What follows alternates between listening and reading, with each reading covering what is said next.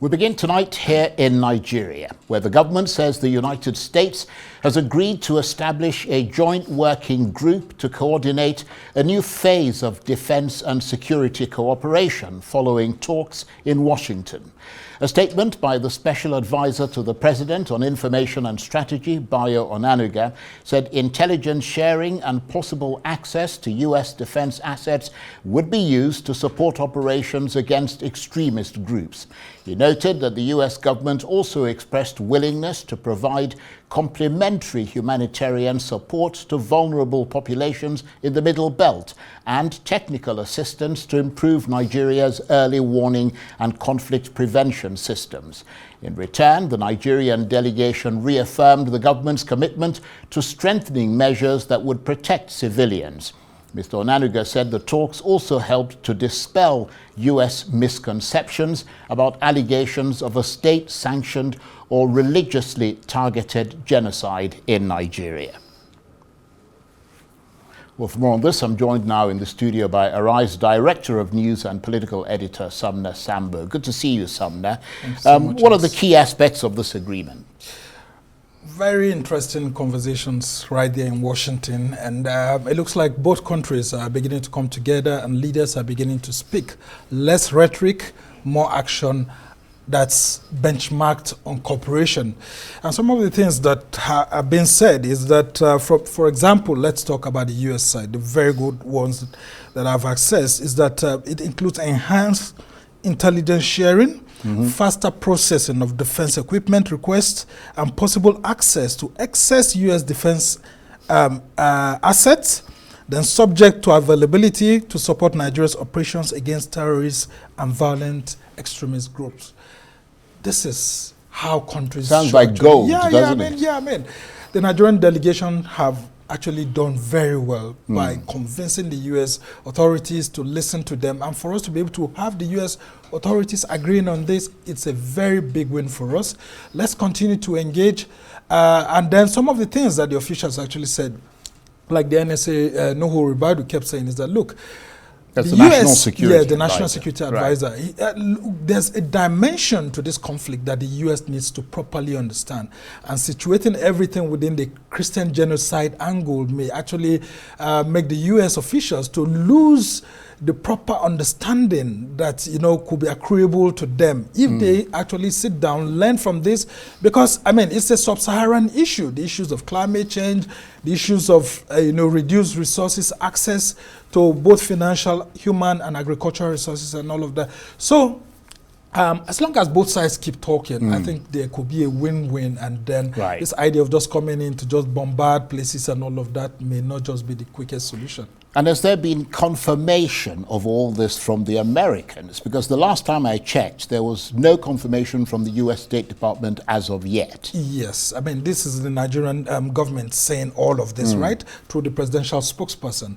There's not been a formal confirmation other than, I mean, we saw the meeting between Pete Hegseth and Nuhu Ribadu, the National Security Advisor. Well, he certainly had the meeting. We saw the pictures. And all of that, the pictures and all of that. So I'm thinking that the Americans are actually assessing all that they've heard, and then also they will be listening to think tanks and then, of course, independent people before eventually putting out a statement. But, of course, the State Department would eventually have to put out a statement apart from the Department of War. But, I mean, there's still that issue of the alleged genocide against Christians in Nigeria. The U.S. Congress has been holding hearings. President Trump detailed Congressman Riley Moore and others to submit a report. So this is separate from that, obviously. Yes, all separate. I mean, the federal lawmakers in the U.S. will be doing their own thing while the executive between both countries will be engaging with each other. Whatever the legislators will eventually bring out will maybe a little bit different, but this is, the first step towards, putting some. But it could have an impact on this, couldn't it? Definitely, very huge impact. And then what the Nigerian government seems to be doing is engaging lobbyists to actually tell its own side of the story, that the greater people of Nigeria are with Christians in the country. It's not just about, targeting of Christians. It's a bigger security issue. Like, for example, some of the new steps being taken, actually have emboldened a whole lot of Nigerians to see the government from a positive perspective. Just today, Charles, and I just want to say this, quickly, as part of the measures to tackle insecurity, the federal government has announced a new measure just some moments ago, which is the ban on open grazing. There's a National Council on Livestock Development, which has just been meeting in Yola, Adamawa State, one of the epicenters of course, insecurities and all of that across the country, the Northeast region. Now, this National Council on Livestock have met, and the federal government has put an outright ban on the movement of cattle from one place to the other. That's a very within good the country, move. yes. Just yesterday, we heard from the Cross River State government saying that, look, they were revoking the cattle movement permit that was being given to a group called the Mieti Allah Cattle Hore. That's usually a group of cattle breeders that move cattle from one place to the other. The Cross River State government actually said there will be no longer free movement from Ebonyi, from Enugu, way into Cross River, and then moving into the Cameroons again. So that permit had been revoked. Now with this, that's a state government. Now with this backing from the federal government, that's a positive step, because so that's this nationwide. Yes, it's going to be nationwide now. And then the positive step also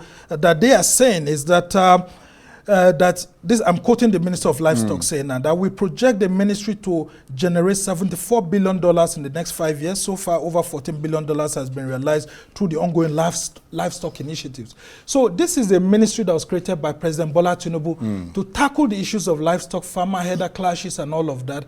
And it's at the heart of the clashes we have, banditry, and you have all these terrorists and all of that hiding within all of this. So if we're able to keep all our cattle headers in one place, do ranching, and then have this livestock ministry being enforced through forest rangers and then the agro rangers, I mean, we could be looking at solutions that actually make things work. Yes, revenue. I mean, $74 billion in about 5 years projection. That's good. Yeah. I mean, so the things that there could be positive signals from this crisis. Now, once this is tackled, the issues of abduction will stop, because more people will have access to jobs.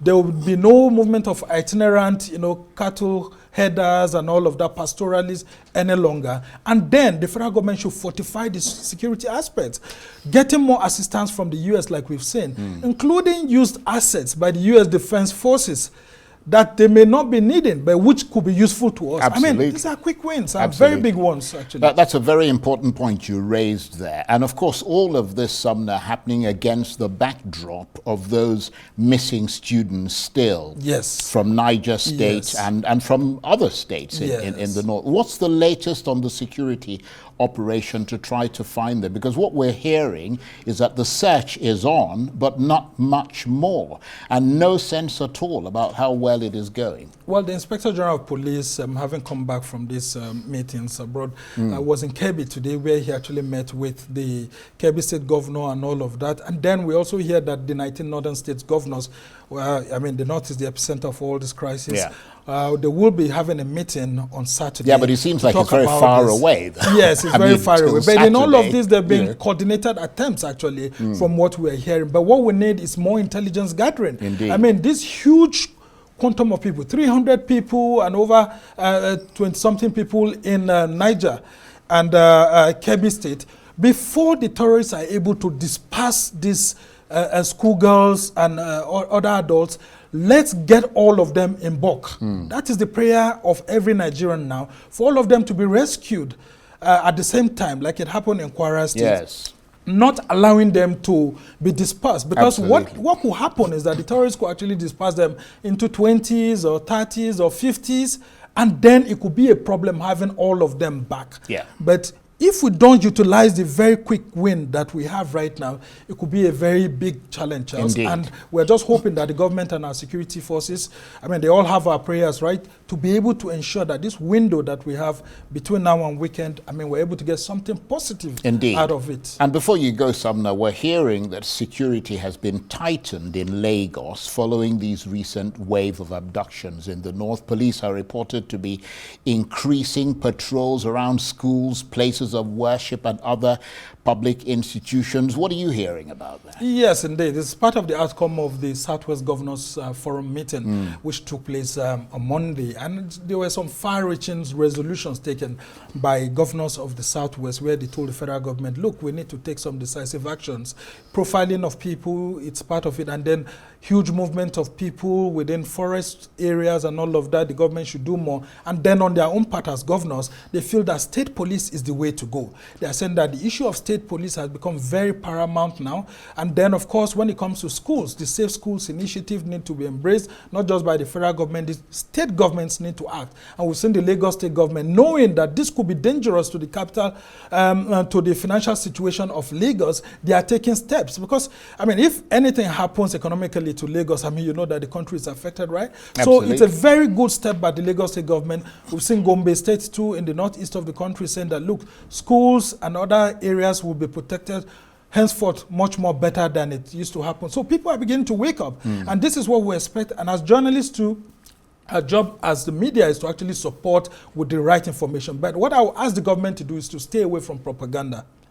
Let's handle these issues in such a way that benefits everybody, the right society. And then, I mean, I thought that there would have been a national communication center at the moment where you rally around, you know, all the institutions, both the military and all of that, the police, as they're all working to do all of this. And then you communicate properly to Nigerians. This is what we are doing. This is where we are. If you see this sort of people or this set of people, you know, moving around and all of that, report to the nearest security services. And then, of course, what the intelligence services are gathering, process it and share information with our neighbors in Niger, Chad, and Cameroon.